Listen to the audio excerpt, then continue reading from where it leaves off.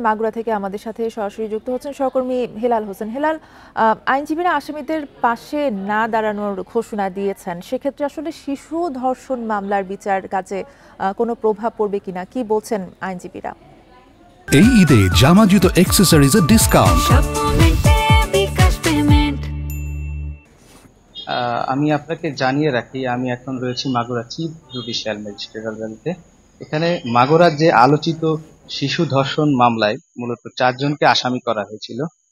কালকে কিন্তু এই আসামিদের আদালতে আনার কথা থাকলেও নিরাপত্তা ঝুঁকিতে কিন্তু তাদেরকে আদালতে আনতে পারেন নাই। যে এখানকার যে মামলার তদন্তকারী কর্মকর্তা রয়েছে তিনি আমাকে জানিয়েছিলেন।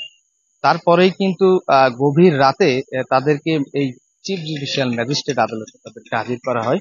হাজির করার পরেই কিন্তু তাদেরকে এই মামলার তদন্তকারী কর্মকর্তা তারা কিন্তু 7 দিনের রিমান্ড আবেদন করেছিলেন। তার প্রেক্ষিতে এই ম্যাজিস্ট্রেট আদালত প্রথম যে মামলার আসামি তাকে 7 দিনের রিমান্ড আবেদন মঞ্জুর করেন এবং বাকি যে 3 জন আসামি ছিলেন তাদেরকে 5 দিন করে রিমান্ড মঞ্জুর করেন। আরেকটি বিষয় আমি জানিয়ে রাখি যে এই মামলার যে প্রধান আসামি নিটু শেখ তিনি কিন্তু 2 দিন আগে ধরা পড়ার কারণে কিন্তু শুক্র শনি আদালত বন্ধ থাকার কারণে কিন্তু মামলায় যে চার্জশিটে সেটি কিন্তু তারা উঠাতে পারেন নাই, যার কারণে কিন্তু একটু বিলম্ব হয়েছে। এই আদালতের মাধ্যমে তার নাম প্রথমেই অন্তর্ভুক্ত করে তারপরে কিন্তু তিনাকেও এই রিমান্ড শুনানির জন্য অন্তর্ভুক্ত করা হয়। তারপর কিন্তু তার 7 দিন রিমান্ড কার্যকর করে আদালত। আরেকটি বিষয় জানিয়ে রাখি, কিছু সময় আগে কিন্তু বিক্ষোভকারীরা এই আদালত চত্বর ঘেরাও করেছিলেন।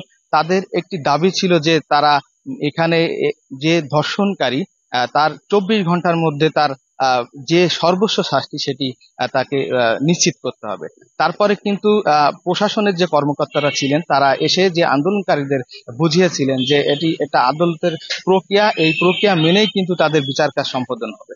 তারপরে আন্দোলনকারীরা কিছু সময় আগে কিন্তু তারা একটি মিছিল শহরে বের করে তারা মাগুরার যে মেন প্রধান সড়ক সেখানে যেয়ে তারা অবস্থান করছেন। তো সেই অবস্থানের সময় কিন্তু সড়কে যান চলাচল ব্যাহত হয়েছেন বলে আমরা দেখতে পেরেছি।